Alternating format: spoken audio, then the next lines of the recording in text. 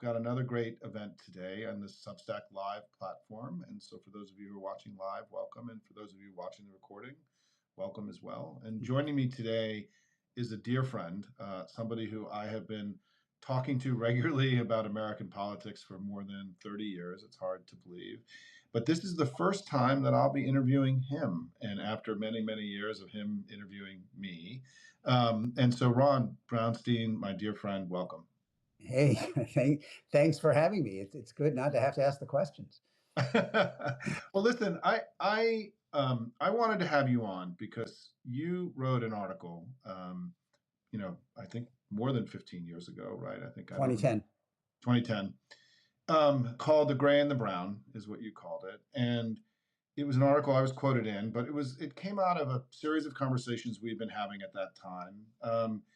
And it, to me, remains one of the most influential articles that I have, that in the last 20 to 25 years of politics, I probably think about this article more. It informs my understanding of the moment almost more than anything else that I've read. And I wonder if you could just sort of revisit it a little Sure. bit for us and talk about what was in the article and what brought you to it. And then we'll get to present day. Yeah. Well, for starters, my one lament is that we titled it "The Gray and the Brown" because I subsequently decided that the brown and the gray was a much more, kind of a powerful sequence. But the central idea in the article, Simon, was that as a country, we were then and are now living through two simultaneous demographic revolutions, demographic transformations. One is that we are aging as a society, right? The number of seniors at that point, I think, was projected to double between when I wrote and around 2040. And we are adding, thousands of retirees every day. And we are also diversifying as a society, particularly among the young. Now, because there was no immigration, essentially no immigration in the country between 1924 and 1965, between the cutoff, in the 20s, and then the Immigration Act that was passed largely through the efforts of Teddy Kennedy in 1965, the baby boom is overwhelmingly white.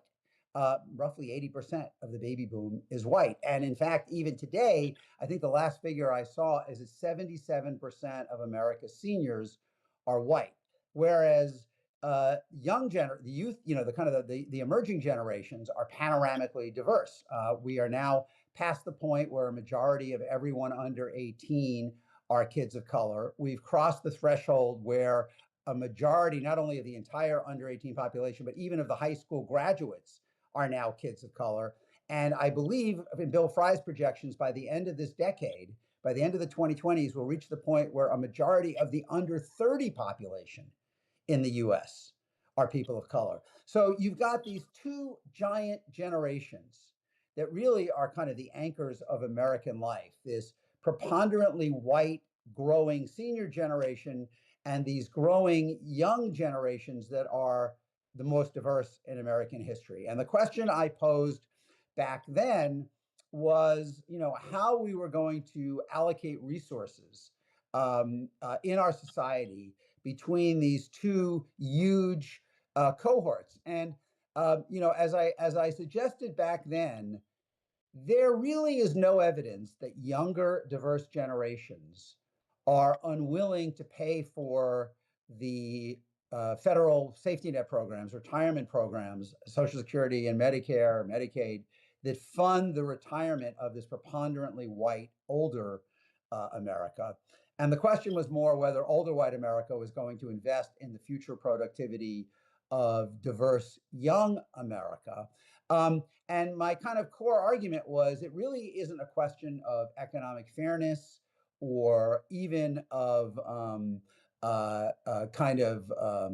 it really was one of self-interest, because older white America needs younger non-white America to succeed so they can basically tax them, to fund their own retirement. And as I said, there is no financial security for the gray without economic opportunity for the brown. And that was kind of the core relationship that I saw emerging from these demographic trends that our politics really doesn't allow. You don't really hear that expressed very much at all. And as we take it up to the present, what we see is not for the first time a budget bill that is really taking from the future, taking from future generations to fund tax cuts that are mostly aimed at older, maybe not seniors, but older Americans today.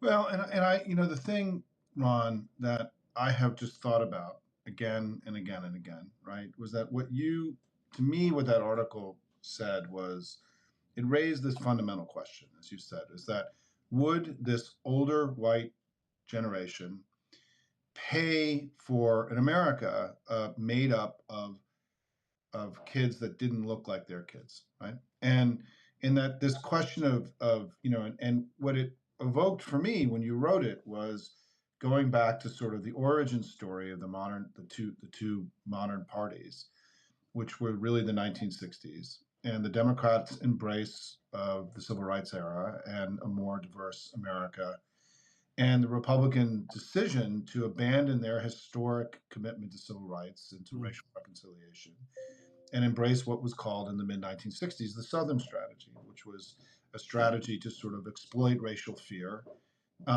to gain political power and pull the South away from the Democrats, which had been the foundation of the Democratic Party going all the way back to the era of Jefferson, in the early 19th century. And that you had this sort of very fateful decision made by one of our two political parties because the Republican Party could have joined the Democratic Party in embracing this racial reconciliation. It was who they were, the party of Lincoln, right? But they made a decision differently. And I know we were talking earlier before we came on camera that you mentioned that we have to remember that the Republicans enabled the civil rights era to have the remnants of the Lincoln Party at that point. Everett Dirksen, yeah. You Yeah. know, Um, the great book, Somewhere Over My Shoulder by Robert Mann, The Walls of Jericho, about the passage of the Civil Rights Act of 64, which is right up there, short of Master of the Senate, is the best book I've ever read about the Senate. I mean, goes into that. Jackie Robinson was a Republican, right? I mean, that was like, that was kind of the shorthand for what it was. And then, ultimately, based on, I think, seeing the strength of George Wallace in the 68 campaign, Nixon, Kevin Phillips, Harry Dent, who was an aide to Strom Thurmond, who was important in the White House, all developed what became called the Southern Strategy, which of course applied as well to Northern ethnics, and began this process of beginning to peel away the Democratic support among non-college whites, who at that point were probably 80% of the electorate, by emphasizing resistance to measures that promoted racial equality. And of course, it wasn't only that, it kind of quickly morphed into a more generalized pushback against social change of all sorts. In many ways, Nixon was running against all the social changes of the 60s, as was Reagan in the 80s, of which, racial equity was only one part. All the changes in gender relations and kind of cultural inclusion of more marginalized group like the LGBTQ community. And I mean, in many ways, the template was set for what we have seen with Trump taken to a whole new level in his campaign. The fascinating twist in all, and this was basically has been the Republican strategy for 50 years. I mean, from Nixon in 68, certainly by 70, all the way through Trump in 2016. It has been a process of squeezing more, blood out of a shrinking stone, because non-college whites, who are the whites without a college degree, whether Southern evangelicals or Northern ethnics, are the principal audience for this this cultural backlash messaging. And they have been shrinking as a share of the electorate by about 2 to 3 points over each 4-year cycle since the 70s, irreversibly. Even regardless of whether turnout among this group goes up or goes down, their share of the total vote shrinks because their share of the population is shrinking. When Trump first emerged, it was very clear that his strategy was squeezing bigger margins out of shrinking groups, which is not a viable plan for long-term sustainability for anything, for a political party, for a business. Like, you wouldn't try to squeeze more market share out of a declining market as your long-term strategy. But the thing that has kind of the fascinating consequential development is that the way that Republicans and Trump found out of this kind of demographic box canyon of relying on bigger and bigger margins among this group that is most receptive to the cultural backlash messaging, whites without a four-year college degree. The way they have found out of this is not to grow really among college educated whites. They've been declining among college educated whites in the Trump era. Not to grow really among college educated non-whites, who are significantly growing, and we should talk about that. But Trump had success in 2020 and even more success in 2024 at improving among non-white voters without a college degree. Most of those non-white voters without a college degree still vote Democratic. They're not as Republican as the white voters without a college degree, but he made every data source, what we have, the AP Votecast, the exit polls, Catalyst, they all show him making significant gains with those voters. And I think, given the inexorability of the decline of the core group that Trumpism is aimed at, which is those blue-collar whites, to me, the pivot point of what the long-term viability of his movement is going to be is whether he can hold those working class voters of color at a time when, as I think we'll get back to, his economic agenda has the potential to really squeeze them, and especially squeeze their kids and the opportunities available to their kids.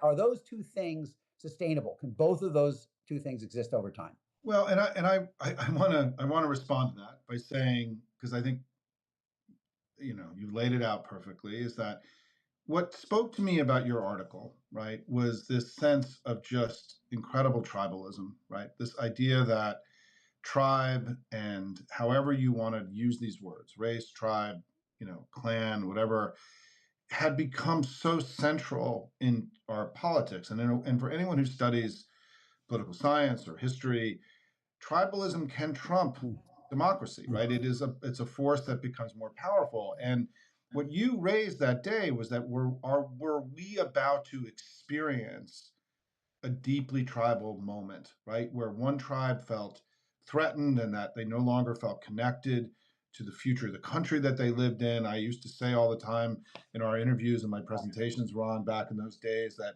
for older white Americans who said the country doesn't look like the country I grew up in, they were right? Because there had been such rapid economic and demographic and societal change. We went through a period of incredible change. And so they felt like, hey, this isn't the country I grew up in. And what would happen with that, right? This is pre-Trump, right? Your article was pre-Trump. Right. And what we've seen is that Trump was able to build a politics around, this kind of tribalism, this dangerous, rancid, destructive tribalism that can pull countries apart. And where it manifests, right, and what you're seeing it now play out in the reason I'm connecting it back to the Southern strategy is that I have this presentation called "With Democrats Things Get Better." Bill Clinton alluded to it in his convention speech in 2024, that shows that when we've been in power since 1989, things have gotten better, the economy's grown, people have prospered, and when Republicans have been in power, we've had continued recessions and Americans struggle economically. And the explanation for me about why that is that the Republican Party doesn't actually have an economic strategy. They have a social policy, a tribal policy that you're describing, masquerading as an economic strategy, meaning tax and spend is more for my folks and less for those people. And the thing is that when that's actually enacted, it hasn't worked repeatedly, right? It worked for Reagan, but the myth about Reaganism, right, is that he pulled back from his economic agenda. He ended up raising taxes, during his time, right? This has sort of been put into the dustbin, the memory hole, right, about how he actually had to retreat from his core economic agenda during his presidency because it wasn't actually working the way that they wanted. But the point now that as we enter this period of this debate around the reconciliation bill and the tariffs and the immigration, that I have now argued that what Trump is doing economically is like akin to national sabotage, right? That he's hurting, he's raising prices on working people through the tariffs. the immigration deportations are going to raise prices for everyday Americans on many things, right? And to your point, if there was a period where there was sort of this tribalism, which is tax and spend, right? More for me, my folks, and less for all those people. Now his tribe appears to be very wealthy people. And to your point, his economic strategy is now not tribal whites, it's tribal hyper wealthy whites, as his economic policies are going to do enormous harm to his own voters, right? And so this sort of the circle of his tribe, I feel, has gotten smaller and smaller and smaller in terms of his policies. And that raises questions, as you pointed out, about whether or not these gains that he made among these groups are sustainable. And we Yeah. know from polling that right now, these groups that kind of wandered into his arms during the latter part of the election last year have started wandering away from him because his economic policies is actually hurting them. And their immigration, the deportations are obviously having a huge impact in the immigrant communities in the United Right. States. And so, this is the big question that we don't know the answer to. But the early indications is that they're kind of on to him, and they're not really happy about what he's doing.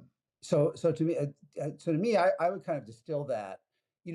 Since we know since Nixon that most non-college whites, 60% or more, up to 2/3 for Trump, are willing to stick with the Republican Party because they respond to this message of cultural grievance, even when the Republican Party pursues economic policies that collide with their actual material interests. Republican Party opposes expanding healthcare that benefits them. Republican Party gives taxes primarily that benefit the rich and cut programs that hurt the middle class. And yet, cycle after cycle, we're asking what's the matter with Kansas, right? I mean, the white working class is Democrats have ability to kind of move those numbers at the margin, and they matter.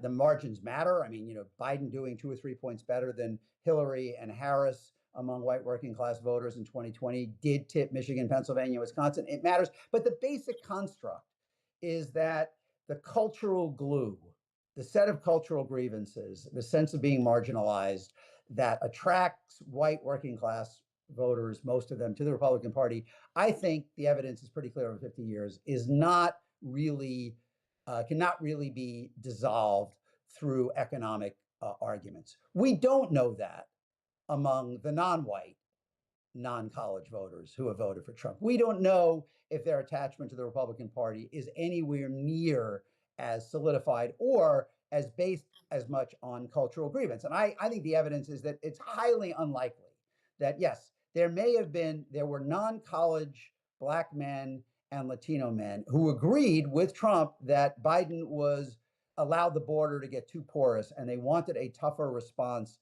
on immigration. Does that mean they agree with blue collar MAGA voters that immigrants are poisoning the blood of America, or that discrimination against whites is as big a problem as discrimination against minorities, to name two views that are core unifying beliefs among white non-college Trump voters? No, they don't. So the likelihood is that more of those working class voters of color are movable based on Trump's economic performance, I think, is pretty high. And I think that's what you're seeing in the early polling. And it may go beyond that, as I think you were alluding to. I mean, there is evidence that voters of all kinds, all races, but especially these voters, are distinguishing between Trump's actions at the border, which they still largely approve of, and Trump's actions in the interior in terms of deportation, which are causing increasing concern. And the bottom line is, at Trump's 100-day mark, I wrote about this, at Trump's 100-day mark, the big focus after the election was Trump's gains among, as we're saying, non-college, non-white voters, right? That's what everybody, in fact, it was critical because he didn't really do much better, or hardly any better among non-college whites. That was the area of the big growth. But at the 100-day mark, 4 separate national polls, CNN, New York Times, Siena, Economist, Pew, and Washington Post, had his approval rating among non-college, non-whites at down to 27 to 29%. That was the range in all 4 of them. Now, Those voters have not gotten warmer, as you know, toward the Democrats. They've not Right. improved their perception of Democrats. So it isn't guaranteed that Trump has lost them, or that they are coming back to Democrats. But I think it is an indication of where I started, that the those are voters who moved to Trump primarily because they thought he would be better for their bottom line. They thought life had gotten too expensive under Biden. Maybe secondarily, many of them thought that immigration was out of control. If Trump doesn't improve their material quality of life, if he doesn't bring down prices, if he makes it harder for them to get health care or food assistance in some cases, or their kids to access college loans, I think there's more room for them to pull back away than we have seen historically among the non-college whites, where every inch is like Verdun for Democrats. It's like every inch is just, you give a lot of blood and treasure to get an inch. Well, and I think that the part of the argument I'm making in this discussion is the that his unraveling of things that were beneficial. I agree with everything you just said about the non-college whites, right? But the interesting thing that's going to happen, I mean, non-college non-whites, right? Non-college people of color. But the other interesting thing is that I think in his mania and in his sort of decline and his age and his overconfidence in the sense that he won more votes, the collective impact of his agenda, of all the pieces of it, right, are going to do more direct material harm to non-college whites and to sort of general working class people in America than the previous Trump term, right? Because they weren't successful getting rid of the ACA, which would have done enormous damage to Mm-hmm. people of color, but also to rural Oh hospitals. yeah, This yeah, agenda that they're promoting, let's just go through it, right? Tariffs are a massive tax on all regressive, massive tax on working class people of all kinds. Trump never did anything remotely close to this in his first yeah. term, right? In terms of his confidence that these people are going to stick with him, right? To your point, and that his appeal to the working class, right? Which they're continually hitting the cultural buttons, right? The attacks on Harvard, all the other stuff they're trying to do to sort of maintain that grievance against the elites, right? They're hitting us very hard, but they're hitting it hard, in my view, in part, and the escalation that we're seeing in the attacks on science, but the idea that vaccines are going to start, we're making measles great again, right? We are unraveling basic public health care in America. We're attacking Medicaid, Medicare, and the ACA is going to be under attack. Prices are rising for all working people. The rolling back of all these restrictions on credit card stuff are also going to increase marginal costs for all of his voters, right? We've also seen, and there's a New York Times had a remarkable story about this today, about the collective impact of this. Interest rates being high are also hurting his own voters. And I think that he is taking risks from a policy standpoint that are not only, I think, putting in danger these people that wandered into his coalition temporarily, by the way, that didn't wander more broadly into the Republican Party, because obviously we won a lot of elections in 2024, down ballot across the country, right? Is that he's now, I think, playing with fire, and it's why that when you look at his approval rating on the economy and on tariffs, it's often in prices, it's often in the mid 30s, right? And meaning that there's a big chunk of that rock bed group that you're talking about that is they haven't wandered from him, but they're not happy with his Yeah, economic policy, absolutely. Yeah, and so I think that my own view here is that Trump is playing with fire here with working class Americans by having an agenda that is so obviously anti-worker. I mean, think about what he's done in the federal government. No boss in the history of America has treated more workers more poorly than Donald Trump has by the way he's treated the federal workforce. And we know from polling, right, that this stuff is breaking through to voters. We know that people are unhappy with these mass layoffs, the sort of torturing of federal workers, because those federal workers are in every congressional district. They're not just here in Washington, right? I mean, a majority of federal workers live outside of Washington, right? And so I think this dynamic that you're describing is, to me, I think that he came into this process overconfident, having just won the popular vote, and they are the agenda they're actually pursuing is one that is so anti-worker and anti-working class in a way that beyond anything that Republicans have done since the 1960s, that we're in this live fire test right now, right? And of whether or not that he can use the cultural grievance, the continued, the rounding up of the immigrants, the attacks on Harvard, this increasing xenophobia. JD Vance today talked about immigrant servants and how we can make everything here on our own. We don't need immigrants to build great companies, right?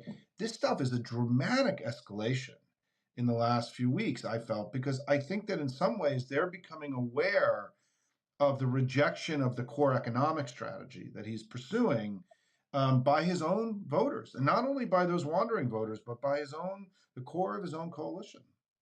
Yeah, look, I think in the end, the verdict on Trump and Trumpism will be on whether people feel that their cost of living is more affordable under Trump than it was under Biden. That will be true I think, for non-college America, white and non-white. I think with college plus America, the likelihood is that the recoil from all of the cultural things he's doing to kind of gin up his base is going to weaken the Republican position relative to 2024. I mean, in 2024, Harris lost ground among, as we've been saying, the blue collar non-whites, probably lost a tiny bit of ground among the blue collar whites, but didn't gain as much among the college whites as people expected, including me. I mean, I think that's where she lost the election, was that she didn't gain as much on that front because they were also unhappy about inflation. And they also thought Biden was too old and so forth. But now, with Trump kind of in the spotlight himself, all of his attacks on science and Harvard and immigration and diversity, it would not shock me if the Republican vote among college educated voters of all races is weaker in 26 and 28 than it was in 24. I mean, I think that's a given. As I said before, I don't think there's a lot of elasticity among the blue collar whites. I mean, I think all the things you are saying are true, and the tariffs in particular might cost him a little around the margins. But a big improvement, for Biden was running 2 points better among non-college whites than Hillary did. Like Biden in 20 relative to Hillary in 16, according to the Catalyst. So I just don't think there's a lot of movement there. But I do think there is still a lot of potential fluidity with the group that was really critical to him winning, which are the working class voters of color, who are, in so many ways, and in many ways, they are an unlikely constituency for Trump, given the ferocity of his rhetoric of racial resentment. In other ways, less surprising, when he talks about hostility to changing gender roles, that might appeal actually to a lot of men of color who are at least as responsive to those arguments in polls as the working class whites are. But overall, I mean, there's less, as I said before, there's less glue holding those voters to Trump. And I think they will be judging him more on results than anything else. They will be judging him on whether they think their life is more affordable than it was under Biden. And if tariffs make their life less affordable, if Medicaid disappears for anyone in their family, a grandparent or a kid or them, themselves, if the hospital in the community where they live goes out of business because it loses its Medicaid funding source, I mean, all of that does have the potential to erode it. But I kind of feel like that is the most movable piece. Like, I feel like the other things are kind of set in motion to a large extent. I mean, I think there will be a decline among college voters. I think there will be largely stasis among non-college whites. I think those non-college non-whites are the big wild card. And as you say, there's evidence they are moving away from Trump. We don't see evidence that they're becoming more confident in Democrats, and how that sorts out will have a big impact on 28 especially. By the way, don't forget, 26 midterm, college educated voters are a significantly bigger share of the electorate than in the presidential year. Democrats could do well in 26 because of that and still not have solved their problem for 28. Those are totally discrete issues. And I think it's important to keep that in mind. Well, this is something you and I have had a spirited back and forth on over the last, 6 to 8 months about what happened in 2024. But I want to go back. I want to go back to this, something you said, because I think it was so important. Is that we elasticity, right? Is that we just had this race in Omaha where we unseated a third three-term very successful mayor. My organization Hopium has been putting a lot of money into the Nebraska Democratic Party over the last year and a half or so. But I think that part of what I think is going to be so interesting, part of what the argument I'm making today, and I haven't really talked about this before, I've been sort of waiting for you to come here, is that I'm just sort of flabbergasted how anti-worker and middle class Trump is right now, and how sort of just objectively, as somebody who understands public policy, been working on the policy side of this business, he is taking enormous risks with his coalition and with the whole Republican Party, and how nakedly they are now for oligarchy, right, in their economic strategy. I mean, David Frum has done a very good job at writing about how what Trump is really doing with the tariffs is they're literally trying to move the tax burden of the Yeah. United States from the wealthiest people to regular middle class and working class people, his own supporters, the people that got him into power, in a very and in sort of almost a way that feels desperate, right? Like he has taken crazy risks on and has looked incoherent and wild and taco and all this stuff with the tariffs. The tariffs have been this wild, inchoate kind of, Trump shooting from the hip thing. And the question is, why is it so important to him, right?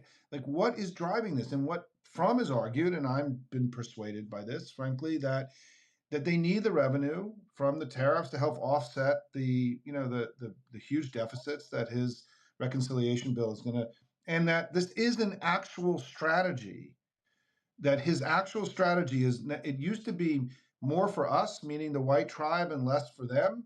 But now his strategy is like more for us, the oligarchs, and less for everybody else, right? Less healthcare, rising costs, right? A less opportunity in America, a slower economy, and that he's sort of pulled in the moat, into, from a policy standpoint, not from a political standpoint, Right. to a much smaller universe, taking a much greater risk. And I think that, for us as Democrats, I think that your point is appropriate, which is that, we should be able to take all of this. And by the way, a sign of their worry and how worried they are is that Trump is now running ads everywhere. They're spending a lot of money starting to prop him up, right? Because they know that he's got leakage and they've got struggle here. And so I think that it goes back to, Ron, the reason I'm raising this is that this notion of more for me and less for them, which your article raised back in 2010, is sort of this dynamic in our politics. I think that Trump has now taken it to a whole other level of class warfare against working class people in a way that he didn't in his first term. And we're going to see how it works, right? Because I think you're right that I think the other thing that happened in 2024 that I just put out there for you as you write and think about this is that I think that this issue of Trump being a winner, right? He was winning in the polls. He was beating her in the end, right? That he's around successful people like Elon. And his decline in the polls, the sense that he's losing in court, that he just got beat on his tariffs. This issue of him not only not creating a better life for people and actually developing strategy is actually openly hostile to most middle class concerns, despite the veneer of the tax on tips. I mean, no tax on tips, Mm-hmm. and no tax on overtime, which is sort of this fig leaf, right? This little chum they're throwing out there. Baby Is that bonus. is that they are that he's playing, that he's taking an enormous risk, and I think it's why, because the issue of success is that if he also feels like he has failed and that he isn't this successful guy, and the businessman who made money and everything else, this stuff is also going to contribute to the sense of betrayal, the sense that I voted for something that isn't what I thought it was, right? And for Democrats, we have a lot to do to make sure that we're getting on the right side of opportunity, that we're speaking into this desire for a better life, right? For everybody who now feel betrayed by a party that has decided that their best buddies aren't white working class, but Elon and the tech bros and the most elite people in Well, America. So, I mean, I think the equation is very similar to what it was during the campaign. I've looked pretty deeply at the AP Votecast and the exit polls, and you see that a lot of people who voted for Trump still had serious reservations about him. Yep. I mean, he won 30% roughly of Latino voters who oppose mass deportation. He won, and this one is the one that I think is the most striking. A higher share of voters who describe themselves as pro-choice voted for Trump in 24 post Dobbs than they did in 2020.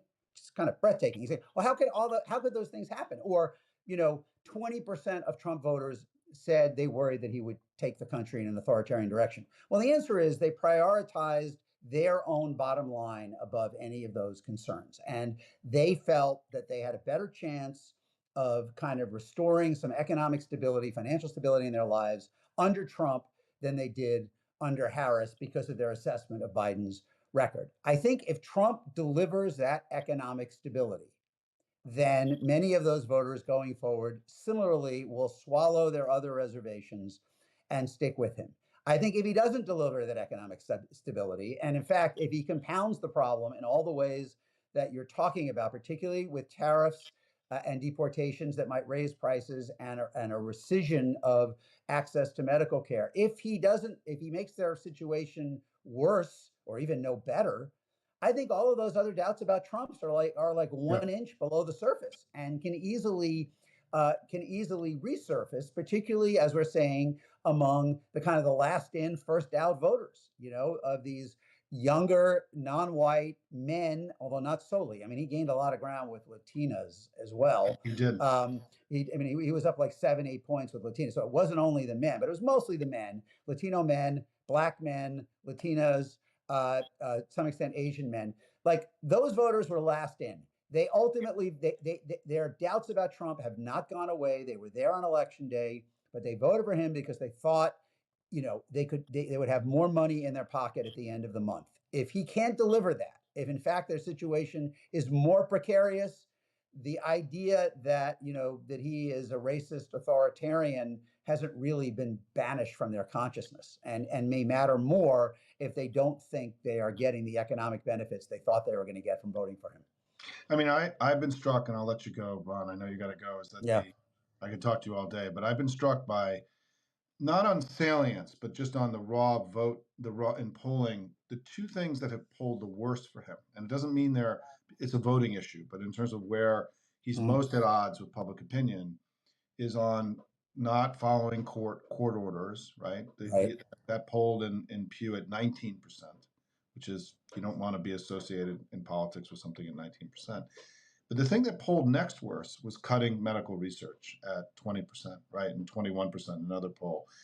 And so, to your point, there are these other things that if he's not successful in not producing, there are grave concerns in the electorate about what he's doing that is already there, that's deeply present in his presidency, that I think that if he continues to stumble, and if he looks weak and he looks like he's flailing, and the economy isn't, because the economy isn't producing the way he wanted, there is already all these other reservations, to your point about the gutting of health, and the health research in America, the unraveling of the public health system, which I think is going to start becoming a much bigger issue. 70% of people in the Economist YouGov this week said that they think that all vaccines should be free and available to all people, right? And they've now restricted vaccine Yeah. access to COVID vaccines. That is like a unbelievable political loser for them. That's going to contribute to this sense that he's just not on our side, right? Well, I mean, and that really is that last point is so critical. And maybe we'll close Yeah. on this. I mean, look, Trump's support is sticky, right? I mean, he sustains. He's not at 35 now. He's like at 42 or 43. Right.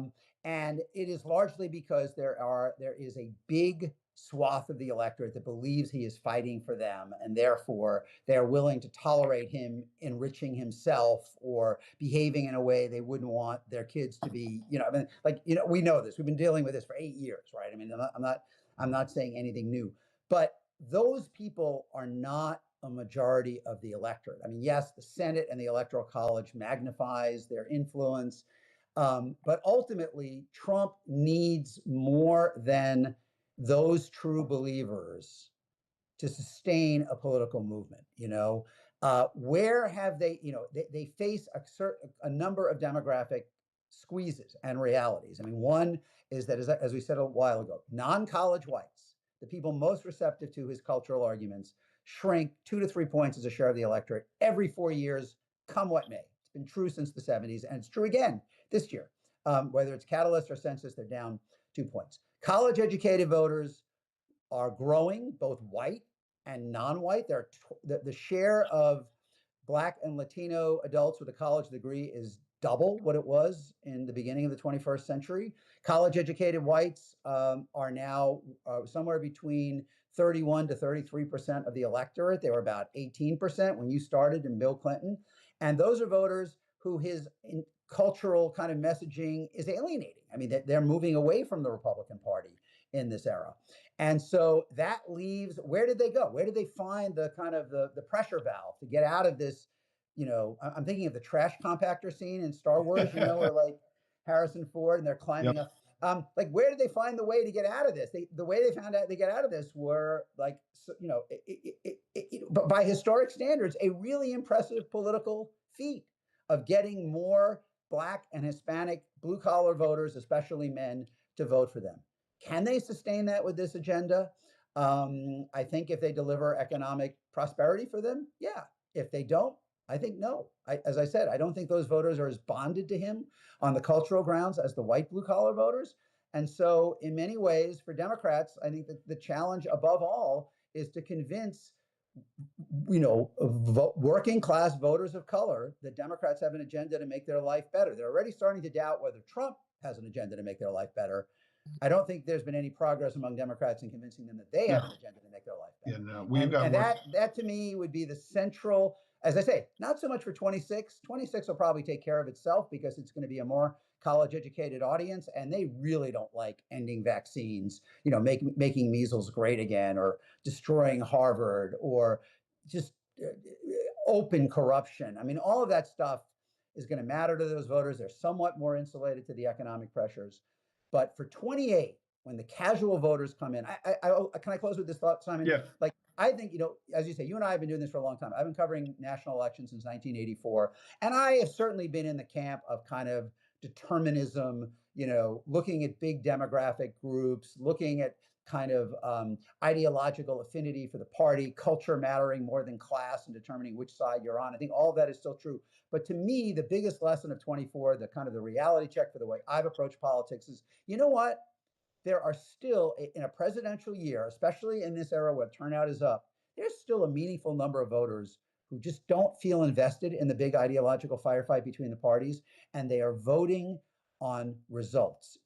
These are people who don't necessarily follow a lot of political news, and we've seen that analysis about how Trump did better, who people don't follow a lot of political news, but as I like to say, they are experts in their own lives. They know whether they are doing better or worse. And ultimately, I think not for 26, but for 28, those are the people who will decide what the fate of Trumpism is. If he doesn't deliver for them, Democrats, I think, have an enormous opportunity if they can convince them that they can do better. Ron, thank you. In our long relationship over 30 years, I want to conclude now my first interview of you. And awesome. Did a great job. I want to welcome you to Substack Live. I know you're new to this. I'm still new to this. I think we did this properly today. We'll find out. But this will be up and out. I think it's either later today or first thing tomorrow. And listen, man, just keep up the amazing work. For those of you who don't know Ron's work, Ron, you're now writing for Bloomberg and CNN. And CNN. Yep. And you're on CNN. Bloomberg Opinion and CNN. Yep. Yeah, and you're on CNN all the time. One of the great ones and one of the great collaborators. I mean, so much of the work I've done, I feel like I have run by Ron and gotten his feedback, and he tells me when I'm wrong and when I'm right and when I'm, veered off course over the years. And so just thank you for being there as a deeply thoughtful person who obviously loves the country and is doing everything he can to help us understand it. Thank you, Simon. I'm very happy to be here with you, and even more happy that we're still kicking and doing this I So many know, I know. years, so many You, years after that, what was it? A car dealership in Little Rock. So, I was just back, by the way. I was in Little Rock on Wednesday, and it was great to be there. But Ron, I got to let you go. I know all you right. got. Thanks, man. See you, Appreciate it. brother. Okay, bye Okay. bye. Bye bye.